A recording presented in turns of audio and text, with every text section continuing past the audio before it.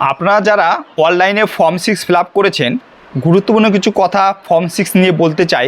অনেকে যারা status check করতেছে ভোটার সার্ভিস পোর্টালে গিয়ে, তাদের ফর্মটি অনেকে সাবমিট দেখাচ্ছে, কারো বিএলও অ্যাপয়েন্ট আছে, কারো ফিল ভেরিফাই কমপ্লিট আছে, কিন্তু ফর্মটি আর এগোচ্ছে না। ঠিক আছে, যদি এমন অবস্থায় থাকে তাহলে আপনাদের কি করতে হবে সেই নিয়ে আপনাদের কিছু তথ্য আমি আপনাদের জানাতে চাই।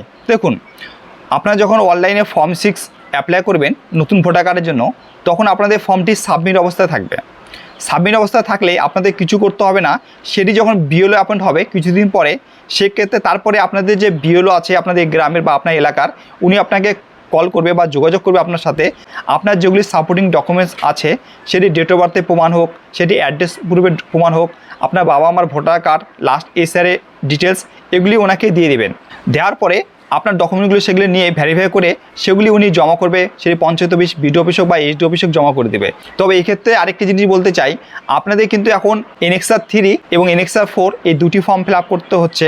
যাদের বয়স 21 বছরের বেশি তাদের কিন্তু এনএক্সআর 3 এই ফর্মটি ফিল আপ করতে হবে, এবং এনএক্সআর 4 অবশ্যই ফিল আপ করতে হবে। আপনাদের সেখানে ডিক্লারেশন দিতে হবে আপনাদের বাবা মার যে লাস্ট এসআইআরের। তো এই ফর্মগুলি আপনাদের ফিল আপ করতে হবে। ফিল আপ করে বিএলও কাছে জমা দিবেন।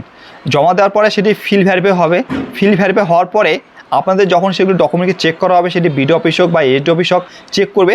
চেক করার পরে তাহলে সেটিকে ফরওয়ার্ড টু ইআরও করা হবে, এবং ইআরও সেগুলিকে দেখার পরে আপনাদের সব কিছু ডকুমেন্ট ঠিক থাকলে আপনাদের ফর্মটি অ্যাপ্রুভ হবে।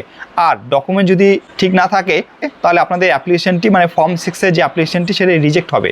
রিজেক্ট হলে সেখানে কারণ দিয়ে দেবে কেন রিজেক্ট হয়েছে। আর যদি অ্যাপ্রুভ হয়ে যায় তাহলে কিছুদিন পরে আপনাদের ইপিক কার্ড ভোটার কার্ড নম্বর জেনারেট হয়ে যাবে, এবং যখন ইপিক নম্বর জেনারেট হয়ে যাবে তখন আপনারা চাইলে অনলাইনে ভোটার কার্ড থেকে ডাউনলোড করতে পারেন। তো ভিডিওটি যদি আপনাদের ভালো লাগে থাকে, আমার পেজকে ফলো করতে ভুলবেন না। ইউটিউব থেকে দেখলে আমার এই চ্যানেলকে সাবস্ক্রাইব করতে ভুলবেন না। ধন্যবাদ সবাইকে।